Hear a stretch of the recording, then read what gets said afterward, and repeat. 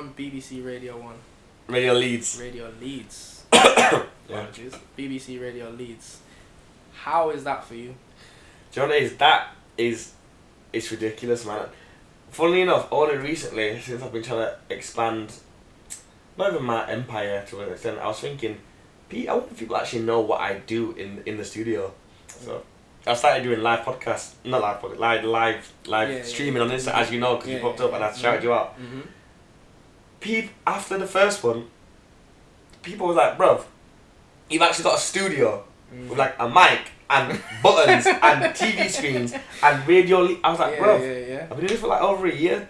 And it's mad people's perception, because when I'm like tuning on the radio, I don't know what people thought, but they must not thought it was real. Box with a little man. Me, Sanchez. Literally. So when I was like, bruh, like, and the amount of love I got from that, I was like, bro, this is real. And then even like from that, when people are like, listen, forget you're live, I'll actually press radio, typed in what Radio Leeds, whatever it is on digital, and I'm hearing your voice. I'm like, yeah, I'm actually on Radio Leeds. I don't think, again, I think people just didn't understand that it's actually legit. I don't know what they thought it was. They must have thought it was like an offset to Radio Leeds, like a little segment that they're using to expose you. And it's the like full on. It's Leeds radio station, and it's incredible. It's opened so many doors. I've won a few awards from my presenting and stuff, which is incredible.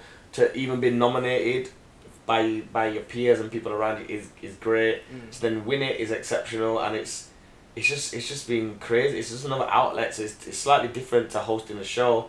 You know, being a presenter, you see either presenting music, presenting content, having interviews, and it's just helped me grow so much as a person.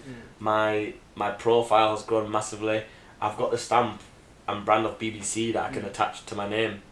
Exactly. That's incredible. A lot of people can do that. Exactly. Oh my god, yeah. And it just, again, like I said, it opens so many doors. It's a blessing, and going forward, it's gonna be something that I'm pursuing more and more. Like I said before, it's about demanding. Right, I think I want another live show. I think I'm ready to try this, or I'm ready to go into sport. Maybe I'm ready to go into this. Yeah. Rather than be like, oh my god, I'm just happy to be here. It's not. The difference is, to be fair, with Radio Leeds, that they're the people that they put the battery in my back so many times. They're like, right, Sanchez, it's happening. We want you to do it. Before I even have to ask. So it's the support that they give their people is phenomenal. So that can go as far as I want to take it, man, and I'm ready to really take it to the next level. So I'm learning to DJ at the moment as well. I can DJ, I can beat match, I can hold a set, but it's just about being able to do it.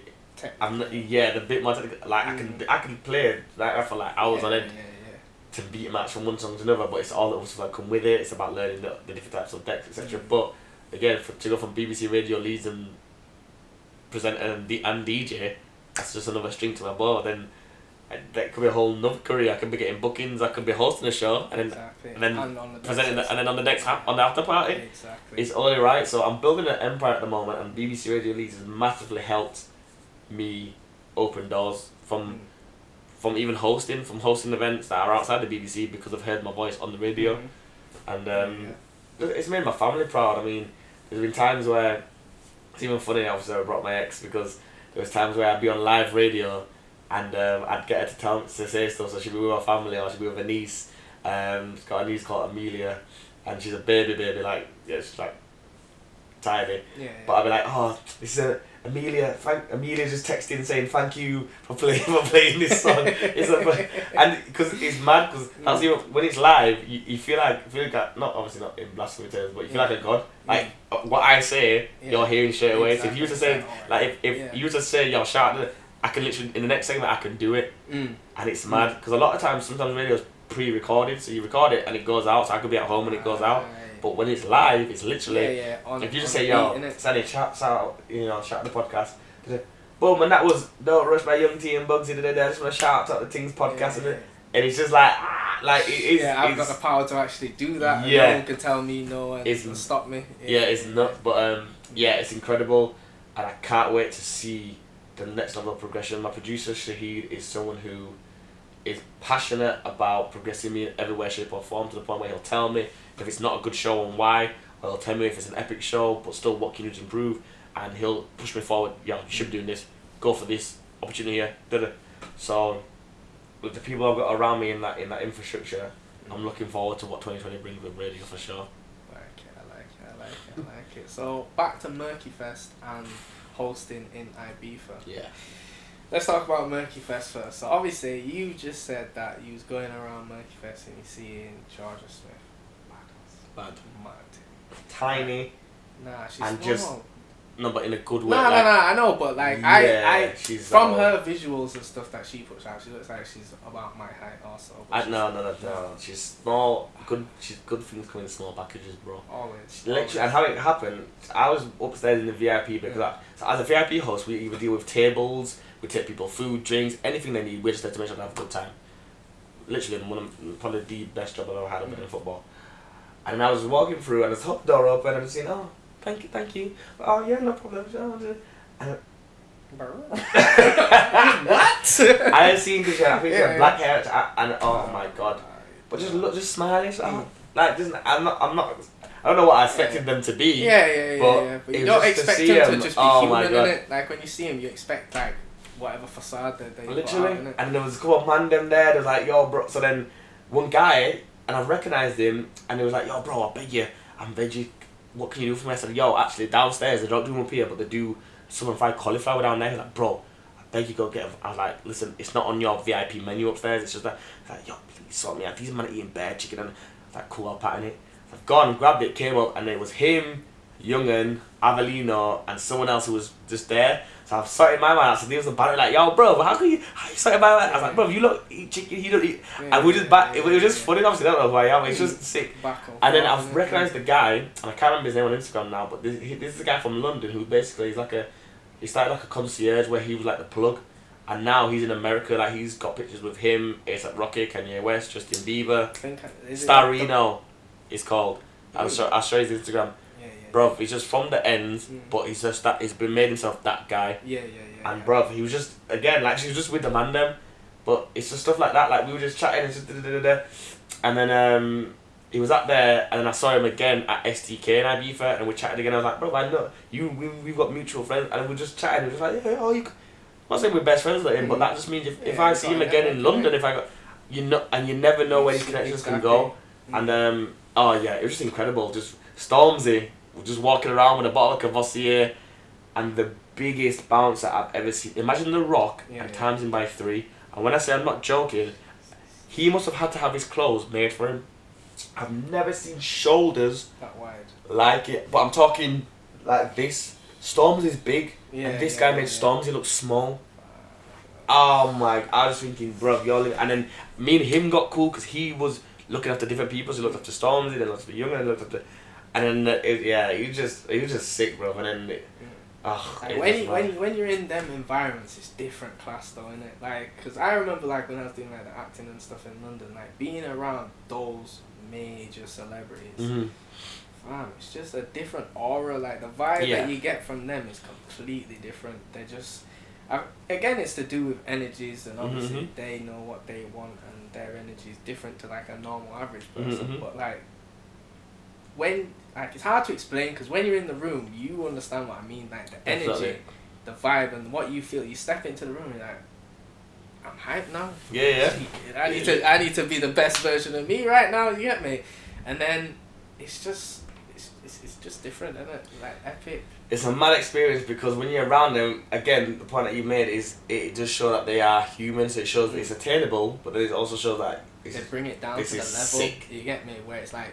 Me and you like you're right, you're like I'm talking to you like you're normal, but I've just seen you on TV, and then I play your songs all the time. Because even my first experience when I went to obviously met celebrities a lot over the years, is the mobile wars when it came to Leeds, and I was we got again networking. My friend was hosting an event. These people owned expensive cars. They wanted to link each other, and we ended up getting Lee for Bizzle and Krypton Conan to use their cars for the mobile and for the after party. So for that, they gave me and my boy tickets to their table downstairs. So we were upstairs, sat like, bro, we want to be down there. So we watched it for the first quarter. These guys, And then next minute, I got a call. They was like, bro, listen, we've got 2 spare tickets. Well, thank you for hooking us up. I was just the middleman. Do you want to come down? Yeah. Ran downstairs. Next minute, Lethal Beast, Stormzy, Lady Leisha, So Solid Crew. There's everyone, like Maya Jammer. Lenny Henry, he was there. That's the time when he did that speech when they named bare people. All of that, bro. And we were just there, just chatting and drinking, then after partying. And after party was mad because that's when Krypton going on and had beef with, I think it was Bugsy Malone's people, whatever it was. But, oh my, just being around them, like you said, the energy, a woman that was up there, the energy's just what, what audience were watching.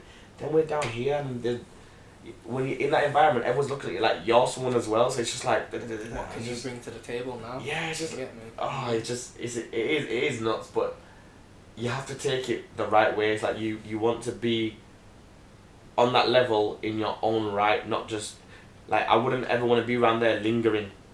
Next time I'm at the Mobos, it's because I am a big DJ or I'm presenting the Mobos. And I can go up and talk to you and say, yo, you need to watch this, and this. This is me. Let me know what you think. Exactly. How can we work? Not just I got in there because of a hookup. So that's what. Whereas other people, I can imagine, a lot of times people want to be around social media influencers or celebrities just for the sake of it. Yeah, just take that picture. Take the picture and say this. I'm around them. I know people who love to be around celebrities. They might be cool with them to an extent, but they'll be around them just to kind of benefit off them. Yeah, exactly. Whereas like now I want to be in them environments in my own right. So that's what I take from Ibiza, from Mobos, from all that stuff, from the representing, from ever in the company of celebrities. It's I want to be there with them, but in my own capacity. And that's the journey. So next one, Channel 4. Come Dine With Me. How did that come about? Firstly, did you have to apply for that one? Because I know with some of these shows you got to apply, but did you have to apply? That's another point where I tend to have these every now and again where I go into effort mode where I like, right, my life needs to get shaken up. Apply for random stuff. Apply for whether it's a new job, whether it's a TV show, whether it's dating show, whether it's modelling agency, whether it's casting, whether it's acting, whether it's whatever it is. Come on, just why not? What's the worst you can get is a no. If they don't reply, sorry, you're not the one, so who cares? Then they got back to me and we had chats, we talked over the phone, went back and forth, and then there was and then the woman who was doing the I can't remember her name, I feel so bad. Not Holly. But then she told me like, you're on the show. Like I knew what it was. And I always fancy myself as a bit of a chef anyway. Like I like cooking. I don't mind it. I enjoy it. And then I just thought, why not? Why not? And it actually came on when I was in Ibiza, and the amount of love I've got from it, I get recognised to this day. Well, you went down with me. You're like, oh, I got to watch it with you. Because even on Josh's his podcast. For fuck's sake. For fuck's sake, you get me? That one. He was talking about when the guy was eyeing you up in the my man was just there, deep in, and you got up to him and he was ready to scrap and that. You're like, what is it? And mine was like, your chicken looks fire, bro. This man was eyeing me in the club, Well club, was it 10 bar? And I was eyeing me up. And I'm thinking, bro, like, I don't know what's going on. I've just come up from my Ibiza, like, yo, what's the thing? Like, I'm chatting to his again. Oh, what's going on? Proper deep. I'm like, yo, right, let me come over. So I walked over and I'm still looking. So I'm like, yo, bro, like, you good? He was like, that breaded chicken thing, fam, that looked fire. I said, yo, are you? He was like, yeah. More time though, bro. I would do more Caribbean. I wanted some sauce with it. But I'm still looking at it and I'm like, really? Are you talking about come down with me?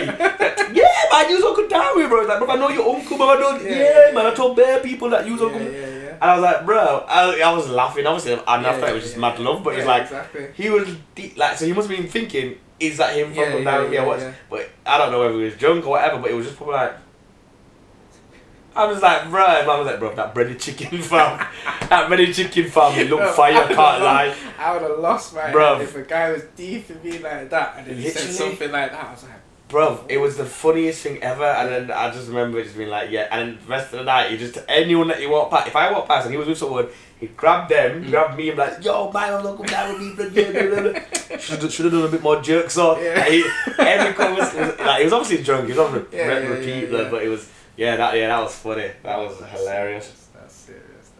So was it a good experience on the show? And what was like the other, because I've not seen it, because I've been trying to find it, it's on the Channel 4 website, but they won't let me interview it because I don't have the TV license and things. I don't have a Channel 4 pass and all that things. So. But what was it like going to like other people's houses and tasting their food? Like, what did they have good food or? So it's literally what it says in the tin. It is and it isn't. Okay, so yeah, the food was nice. The food was really nice. But it's like what 45 minutes an episode. Let's say 5 episodes. 5 of us? Yeah, 5 episodes. My filming day, put it into perspective, was 7 in the morning till 2 in the morning, and you see 45 minutes of my episode. So that for 5 days straight, I've done football camps, I've done holidays, I've done Ibiza, all this stuff. That was one of the most tiring things I've ever done. Because the same way these lights are on us now, is lights, camera, action. Yeah. Let's say I'm putting in the oven, and I say, right, okay, take it out, I'm going to put it back in the oven from a different angle. Okay, done. Okay, do it again, but do it in slow motion. Okay, cool. Done. Okay, when you're seasoning, you put in a bit of salt. Okay, stop. Different angle. Yeah, stop.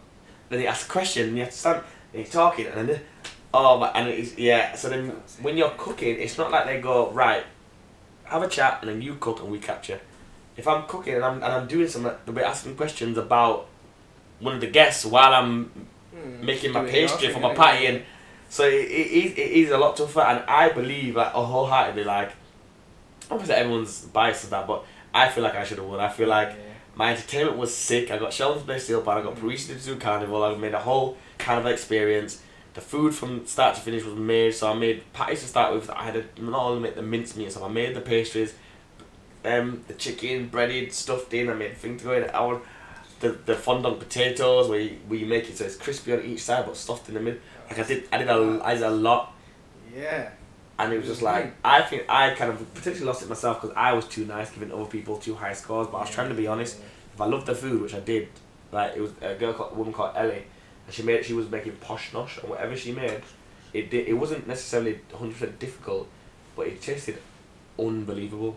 Like my mouth was just like dripping.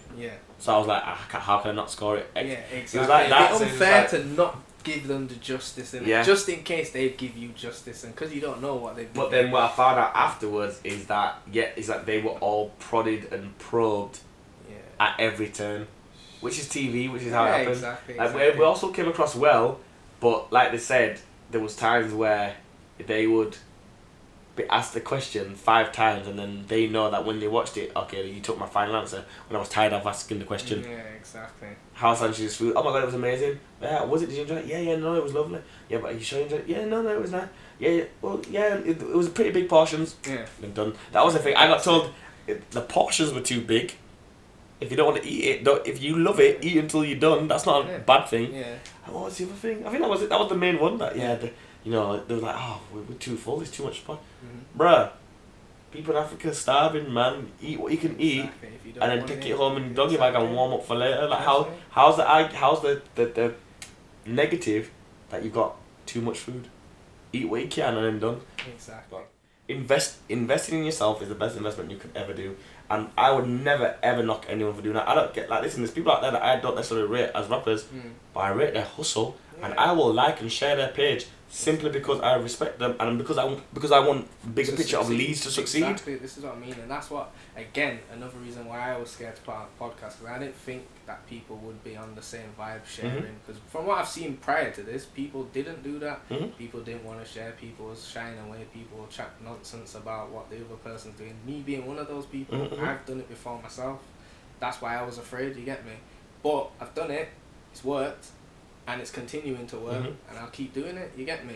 So I don't see where the wrong is in that. Like, obviously if you try, you're gonna eventually get there, regardless of what you do to get there. The only time you'll fail is when you stop. Exactly. And the only time you won't fail. The only time you won't fail is if you never start. So this is what other people like to rather say, I've never done it, so I've never failed. Then at least they can say, well, I've never failed at anything in my life because you never started nothing. That's not a good thing. You never stepped out of your comfort zone. Exactly. You've never stepped out of your comfort zone, so therefore you've not been tested. So you can go through life saying, I've never took no L's, but you've never had to put yourself in a position to take an L, or you never put yourself in a position to have a W. So let's say, touch wood, let's say this podcast was to take it down, and then next minute you say, right, now I'm done with it. In a year's time, you don't know where you could have been. Exactly. If this goes down and then you go, right, okay, what do I need to switch on? Is it the lighting? Is it the camera? Is it the question? Is it the audience? Do I need to Facebook? And then you bounce back, and then in a year's time, once it's blown up, that would have never happened if you stopped at that point. Mm-hmm. So these are if you never start. Let's say, how long has the podcast been running? 2 weeks now. So let's say 2-3 weeks. 2-3 weeks. Let's say a month ago, if you said, "No, I'm not doing it. I'm not getting the lights. I'm not getting the mic. I'd love to be able to do it, but I'm not doing it." Mm-hmm. Right now, this won't be happening. Exactly. So whatever's gonna happen in 6 months won't be happening if you took that first step. But what you could have always said is, "I've never had a failed podcast," which would have been true. But you never would have had. Do you see what I'm saying? Fantastic. So if people love to live in the thing of saying that, I've never took that L, but that's not good, because then you've lived within your means and you've not even attempted to achieve anything, and that's a greater failure to me. I'd respect someone more if they tried something and failed miserably than someone that didn't try at all. You don't get any ratings at all. No respect from nobody from that. Yeah. No one who lives in their comfort zone ever gets the ratings that they want in life. And it's because they've never took a chance at anything. You just wanted to do the norm, do what everyone else is doing, but then you expect the accolades of the people that are going the extra mile. Yeah, definitely not. And if you want to do that, that's fine. But then those people, when they judge someone who tried something and failed, that doesn't make any sense to me. But again, that's like, they're the biggest critics. So the person that you mentioned about with the music, they're the biggest ones that will be scrutinising the music, saying, "Nah, this is dead. Man can't rap, or man can't this." Well, what are you doing? Exactly. What are you doing? This person, I had a conversation. We'd come up from footballs in the car. I won't even say the guy's name, but it's my boy anyway. But and he was spitting bars. This was yesterday. In fact, this is the kind of person I am. If you're around me, you'll get this. Spitting bars. He's like, "Yo, summertime. I'm making a track." I turned around and said, "I want to hear it." No. I said, if in summertime comes and goes and we get to winter again and you've not made this track, you're a dude. And he just started laughing like, "Yeah, I'm sorry, I'm being serious. Yeah. I heard your bars. You actually sound good. But you've just said, I'm gonna put a track out this summer. You now control the narrative from now till then. Exactly. If June, July, August, and then September, then October comes again, and you don't put this tune out, you're a dude." 100. And he's just like, "Oh, nah, you're right, son, you're right. You're getting on to me." I was like, "Come on, man." But this is what I mean. People need more people like us who will put it on your toes. Because I do the same thing. If my boys tell me something, alright, how can I help you do that? Let's write down some goals. Yeah, come on. How are we going to achieve it? And if I see you doing what you said that you're not doing, I'm going to pull you up and say, "Bro, what go on for you? Yeah. You told me that you was going to stop doing this. Why are you now doing this in front? Because the man never here." Yeah. Allow that, bro. If you've got your goal and what you want to achieve, do it. Or I don't hear no talking. Exactly. Which is fine. Which both ways are fine. Don't hear no talking. Yeah, man, could do that. Like, let's do it, because there's ways. Like I said, get on YouTube, do your research, get passionate, put some extra time in, stop chatting gal, stop going out for food, maybe miss a Saturday night out with the man them, and work on your craft, and then let's get it popping. So that's my energy for me. But the also biggest thing that I'm happy to have that energy for anyone else as well. That's why with my DBA, Dream Believe Achieve, my networking events, that's the whole goal of it, is to take my knowledge and my experience and expand that to everyone else. And it's time for us to support each other. There's a networking. It's like a diagram, but it's a thing that shows like let's say if I've got a £10 note, and it shows how it transitions. That £10 note being spent amongst local, like if I buy clothing from a local clothing, and then they buy food from the person that makes local food, and then they pay someone photographer to shoot everything. That photographer pays for creative space, or for someone that look. Bro, everyone starts eating. It's all going into the bank, and the money and revenue is. Yeah, but if that person who was going to pay that first money goes to Zara, and then that person that needs a photographer goes to that big chain, and that person that needs creative space goes to the other big firm. They're ever gonna get anything from it. Definitely. It's just them growing bigger and bigger and bigger. These people like that don't need us. Like if we was to stop doing that, they won't feel it. They won't touch the sides for them. But you go into that local person to, let's say you go buy a cake from Costco, or you go get someone local to make it. That same 30 quid what you're paying, that's massive to them. Not to them. Exactly. I'm gonna talk about it's a bit of a skeptical one. I think I know you know what I'm gonna ask you next, but like when I'm scared. Go on. Nah, don't be scared, man. It's happened, innit? You get me? I've seen, obviously, your vlogs with your ex-partner. Yes. Now, what happened? I've got to ask. What happened? Yeah, so me and my ex was together for 3 years. How the relationship actually started, I did not want a relationship whatsoever. simply because I was going through loads of ups and downs, and I was like, right, I need to focus on me. No one's gonna turn my head. I'm gonna be focused on myself. I've got things I need to do, and all of a sudden I seen this girl, and I was like, oh my god, like that's. I've put myself in a position where I'm chatting to girls, I'm doing my thing, but I'm good. And then all of a sudden I seen this girl, and then it just all got thrown out. We started talking randomly, and it just progressed into like I couldn't not be with her. Like you know when you've never felt like anything like that before. And that was the case, and then it developed so naturally, and it was perfect for such a long time. Where issues came is that after certain incidents, I kind of made me look back on the whole relationship, and I was like, I was heavily invested in it, and for me, it was, I knew the sacrifice and stuff that I was doing, and now that I look back at it now, at the time it would have been different, but I look back at it and I feel like I judged our relationship based on the stuff that I knew that I was doing. So for example, I was very tentative, so I used to know when she was upset, I used to know her favourite food, I used to randomly put money in her account, I used to randomly bring present and do all this stuff, which is amazing, but she still technically never asked for it, but I was doing it. So when I knew I was doing all that, if something was about to be the other way, I'd look at it as like, well, I've done all this, and I don't feel like you're giving me back the same energies. Now, if you look at what I've said, to give back the same energy of what I was doing is tough, because I was doing a lot. That doesn't mean she wasn't loving, that wasn't affectionate, but it just didn't feel like it was as much as I maybe deserved. At the times what I felt, going forward to how I am now and looking back on it, I probably see that it was unfair to feel like I deserved that level of it when what I was doing should have been just out the goodness of my heart. But everyone's only human, so at the time I felt like, listen, I'm sacrificing so and I'm doing so much, but I feel like I just want you to come out of your, because as far as affection goes, it wasn't natural her to be affectionate like in public and stuff. Whereas me, I wanted to hug, kiss you, grab your back, do all this stuff, and when she wasn't, and which we end up, and if you'll see in the vlog that we had a great connection with with our best of friends, but there was certain scenarios like behind closed doors where that wouldn't happen, and I was like, oh, like why, like it should be that, but she was like, I'm just not comfortable, which to an extent you have to respect, but also I'm like, but why, like even if you I was like, even if you're not comfortable, this is your opportunity to show, like, Sanchez, I'm not comfortable with it, but I'm gonna do it because and I felt whereas I felt conversely there's stuff that I probably wasn't comfortable with that I did to show her that you're my base, I'm gonna fucking put myself in a weird position, but because for you I'm gonna do it. And again, that was all coming from judgment that I believed, but that doesn't always mean it's correct.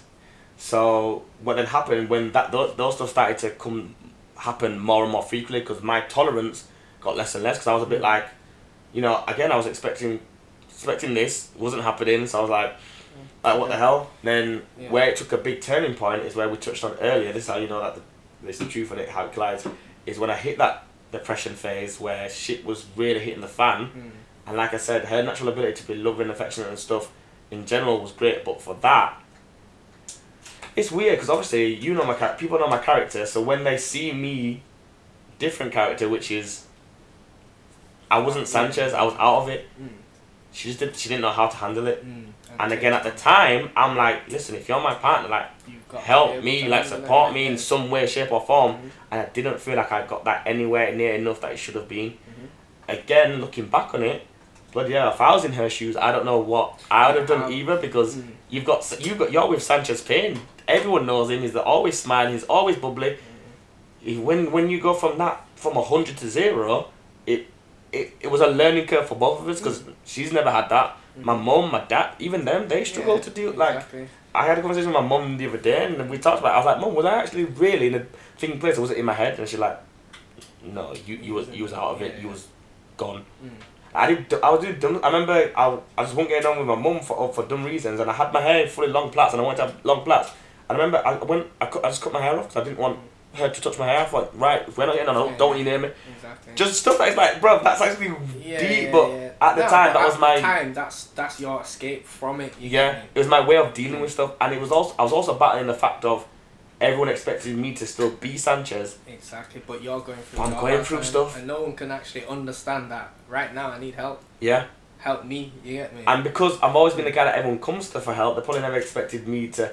Like, when I said I was able to snap out of it, it did not happen as soon as I wanted to. It happened eventually, but a long time I did need whatever. So this, going back to my partner, this is where I felt I didn't have. Then from that period, I went into a mode of no one's got me but me. Not even, and not. It looks like not even my partner. Because when everything's going swimmingly, it's easy to be a friend, relationship, etc.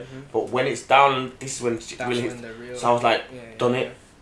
Not even done it because I was still madly in love with it and I loved it, but it wasn't clear vision from then on. It was, I'm just doing. And then what actually happened is, because there's two scenarios where beyond end all I ended up cheating. First time it happened is, again, I was still in this place of shit happening, yeah. And no, this was the first time. So there was two depressions, big steps. The second time and the first time. The first time was madness. I was actually in Ibiza, which is mad, and I ended up the first day we got I got a grand robbed out of our apartment. And I was going through so much stuff before it. I just wanted to go on a holiday with my man. I just wanted to just go through this and have a sick time. And then that hit me, and that's the first time again where I went through the why me? Oh my god, are you taking a piss? And it just went mad, and then I just that whole holiday was a blur. I was drinking. That was the closest I've got. I don't want to say being an alcoholic because it was 5 days, but I promise you, you was going hard for those. Different person, different. And then as soon as they landed, it was just like it was just mad. And then that next year, I was the perfect boyfriend, as I knew I would. I was the real me again. But it's tough. It's like, how do you go about it? How do you approach it? It's like shit, I don't know. But that wasn't me. And then the next time it happened was similar again. Was the same again. I had to be at my lowest points for these things to happen. And this is not excuses. This is not me condoning anything. This is me saying that as a man, I've had to live up to my mistakes. We've spoken and she's understood where, not necessarily she went wrong, but what she could have done more leading up to these stuff. But it's also the fact that you have to understand that looking back on reflection, it's not all what it seemed like. Niggas cheat and do dumb shit every day, and people go out and try to find it. That wasn't this. Like, in my eyes, we were going to be together forever. Genuinely, I thought this is, and not being big headed. Like, man can get girls, so for me, like, I was like, I'm out the game. You've locked off all of these. I was out the game. I even close people were like, are you sure? Yeah, like, are you sure? Or even within the first couple of months, like, so what, are you chatting to other girls? I'm like, nah, I don't think you get that. I'm serious about this. Like, this is real. Like, this. Listen, I was looking at promise rings. I was looking at engagement rings. I was looking at everything. Stuff that probably she didn't know about. Like, like, we had a plan to have children. Like, it was deep. It was real for me. And it's funny because I always bump into friends every now and again, and they always have this stuff to say, which I completely let them say and cuss me when we talk. But when I have the conversation, they always leave knowing like they know that I'm not a bad person. I just made bad choices. See, that, like, for me, it's the best and the worst thing at the same time, because it's a good thing because obviously now that they've heard your side of the story, they're like, rah, he's not actually that bad. Like, what she's making him out to be is not that. Well, it's not even that. It's just that when you hear one side of it, it's always going to be that. So she's not. Because if you hit the one side of it is that I've done wrong, and that's the truth. So her side is true.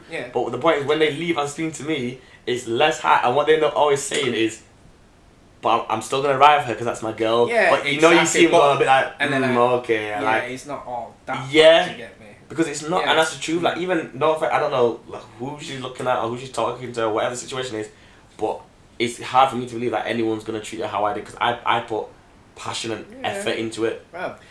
From you was doing vlogs that you was putting on YouTube, look at my Insta was I know flooded. that, but this is what I'm saying. Like, in terms of that, I think with girls, they don't appreciate it as much because not a lot of guys give it to them like that. A lot of guys will play it dumbed down and they'll give her the time of day when it's just them two. But when they want to post or they do they're not posting their misses and that, and it's like, bruv, that's your woman, you get me? Be proud of her. And obviously at the time that was your woman. You was very proud, you get me? But here's the thing, a lot of people then tried to question saying that all that was fake, but I was like, What kind of foolishness is that? Like, this is what annoyed me in a lot of times with this situation. Is like, listen, you're rather than saying that it was mistakes or even you can call them choices that happened. These were individual things that happened across the timeline of 3 years, and you're trying to diminish everything that the world saw from my posts, from the things that I wrote from the heart, from the things I used to do, for the things that you didn't see that all of your friends knew about, from the support networks, stuff that I used to do for her mum and sisters and this, and I was an integral part of that. Their family was my family, and that's why when everything shit hit the fan, it was so huge because we were so invested in each other. And for people to try and deny or try and diminish all that stuff was really hurtful. So I get why her family was like, well, was he fake all along? I was like, do you know how hard it is to be fake continuously like that? Right. Like, don't worry, I know niggas lying and shit. It's a day job, you get me? It's bruh, easy. Exactly, like, you'll get found out at some point. Like, there's no way you could I can fake being a nice person that long because your real truth has to break through. But at some point you will slip up. Yeah. There's a point where you just can't be asked. You'll just say it. I'm not really this nice person. I'm not thoughtful. I was just doing it to get in your whatever. But that was not the case because everyone around knew it was genuine.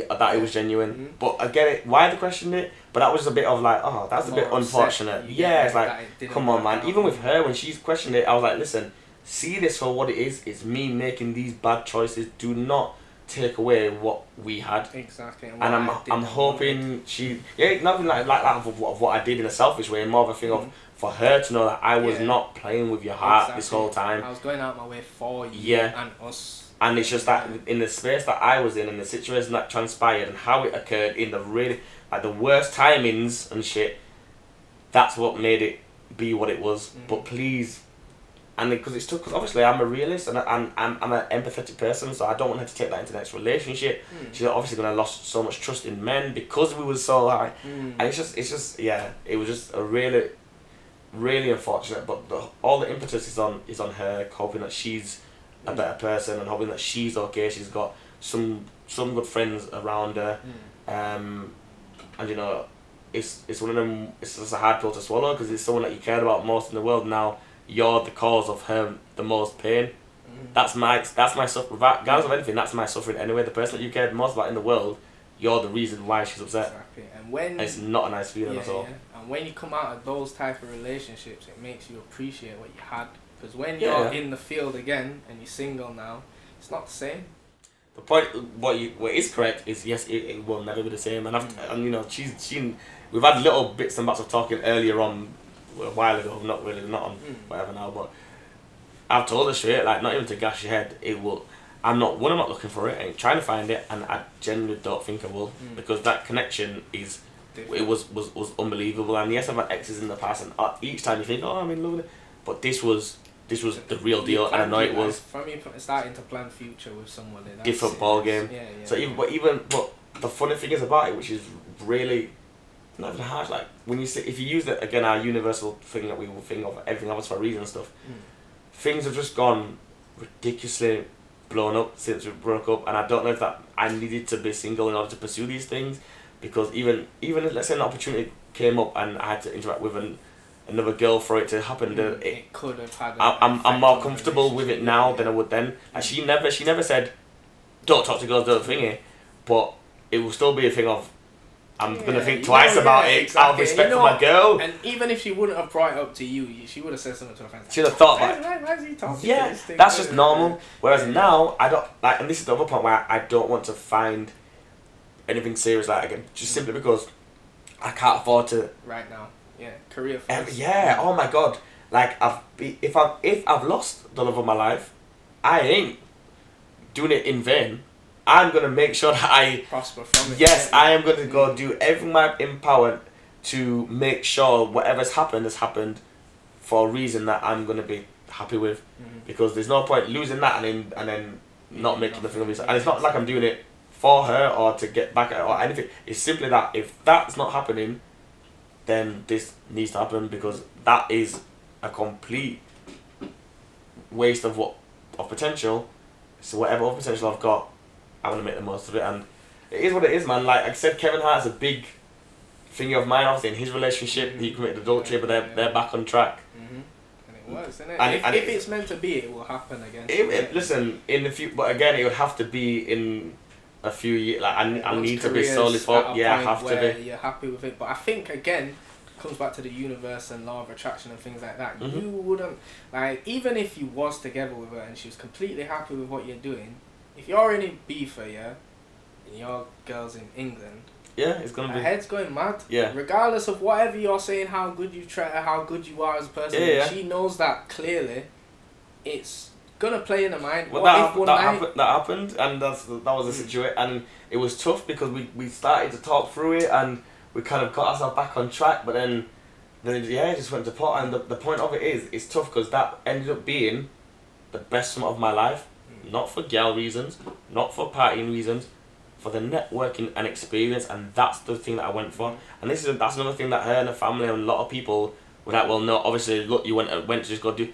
It wasn't. I'm there chatting, sitting down in the thing, and I'm talking to Stormy's sister. I'm talking to someone, Dave, and then Fredo's manager. Then I'm upstairs and walking past, and Avelino's there, and then Georgia Smith comes in, and I'm like, that. Right, and then I'm on the balcony there, and then Maya Jammer comes to lean over, and then we're chatting. But and who knows? I might be on one extra, and then Maya's there again, and what do you mean? I got me and A. Tiffany Carp, like big people. I'm walking, exactly. I'm bumping into someone. Oh my god, it's fucking Idris Elba, David Guetta. I'm seeing them like that walking, but I'm like, yeah, exactly. It's been a summer of a lifetime, and it's unfortunate that had to happen, but it wouldn't have happened the same if I did that summer with a partner. Just morally, I wouldn't have been able to do what I did, and as long as she's cool, I actually don't care as far as what anyone else thinks. People that did judge me. People that know me best know my character and know what I'm like, so they know there's more to the story, and they know that Sanchez, you fucked up, but we know we know you've got a good heart, and we know you're gonna learn from it, which I have done. Like, there's millions of girls out there that know what it's like to have experience with me, because they know that I respect them as women. Same way that's what I've got from my dad. I've been taught. Do you know what I mean? Like, females are. They run the world, they provide life, do you know what I mean? Like, and I respect them as such. It's just unfortunate that real life situations happen that it's like, shit, you've got to hold your hands up, take the L, be a man, admit your wrongs, admit your faults, and then, just try and move forward. Again, progression, mindset, you get me? It all ravels into one. But this is why I wanted to ask the question and show the people what mindset can do, because obviously a lot of people would have just, again, crumbled in that situation. Your ex put up a thing there saying that you cheat. Oh no, everyone's going to be thinking I'm a bad guy, it's ruined my reputation. Oh no, I'm not Sanchez Payne no more. You get me? Like, things like that have a serious effect on people, whether people want to admit it or not. Yeah, of course. You get me? It takes a strong mindset to just think, you know what, it doesn't really matter to me that much. I'm still doing what I'm doing. She's still going to be doing what she's doing. We've had our conversation in behind closed doors, which you guys have not seen. And look, we're both living. The only thing, because for me, I messaged her straight away and I said, I've seen what you posted. I completely understand. You do whatever you need to do. I was expecting windows cracked up. I was expecting car scratched up. I was expecting that's what happened, and the opportunities that have come my way since, like I said, from Come Down With Me for another TV show coming out later. I've been speaking other stuff. I've got a permanent spot on the radio with more time. I've done my first ever live radio show. I did radio shows for my Ibiza. Exponential growth, innit? Listen, the growth is gonna happen, and there's nothing that can stop it. But in the same breath, it's not like I'm saying, well, I'm good because things are happening good. I'm still humble and like, bro, hold my hands up. Fucked up. Learn from your mistakes. Take the L and use the L to progress. You get me? Again, back to what I was saying. A lot of people would dwell on them things, but it's how you use it and how you can learn from it and elevate from there. Innit? Don't just stick on the negatives and bring you down. Use those negatives, learn from it, and build yourself up, which is what you did, which is another good thing. So, this is the plug section. I'll let you plug away. Tell the people what you're doing, where they can find you. So, what the new things are coming in 2020. First of all, I want to thank Talk to Tings podcast for first of all being here and being a platform for me to be on. It's been amazing talks, really deep and really in depth, and sometimes it's really nice for someone in my position who's doing so much to actually conversate about it. A lot of times you're going on to the next thing so quick. It was kind of like, it'd be nice for me to even watch this as an external person to be like, oh, cool. So thank you so much for the opportunity. No problem. problem. Sanchez Payne on social media. Sanchez Payne on Instagram, on Twitter, Facebook, Snapchat, all the above. I've got my DBA, Dream Believe Achieve, is my company that is the umbrella, the Stop It umbrella. I've got legacy events like every Saturday at Moot Bar. You know, we just had a great Boxing Day and an amazing New Year's, and the big events coming from that. Another DBA event called Connect the Dots, which is my networking event where I bring in amazing people from all walks of life, rappers, singers, dancers, photography, videography, business, food, politics, all into one room to butt heads and really start to work and progress with each other. And bigger and better, man. I'm on BBC Radio Leeds every Wednesday from 7 till 9. I'll be on there sporadic other times as well, filling in. And it's just big things come from 2020, from making music to making art to different events as well, where it's going to be in different venues, not just in a nightclub or in a room. I've got events that are going to be held in the bowling alley, they might be held in a shisha spot, they might be held outdoors. You know, my aim for 2020 is to anything that I transpire to be, I'm going to put my mind to it and make it happen. And the message that I want to leave with is support everyone. Support, like and share this and go and share it, tag people in it, go back and watch the other episodes, be ready to watch the new ones. And, you know, the ethos for 2020 is what I've made it 2020 vision. You have to have the vision, see it, but also put the work in and support each other. It's the main thing. You don't understand how much your like and your share could impact the product that you're sharing or the person that you're sharing. Is that little bit extra. So put in what you put in, you'll get out of it, and I'm sure I'm going to have a great year. And that, people, is episode 4 of Talk Tings podcast with your guy, Mr Leeds, aka Sanchez Payne, aka Mr Worldwide. Mr Worldwide. Mr International. Oh, yeah, Mr International, yeah. So yeah, man, give thanks for that, brother. Lovely. Love people.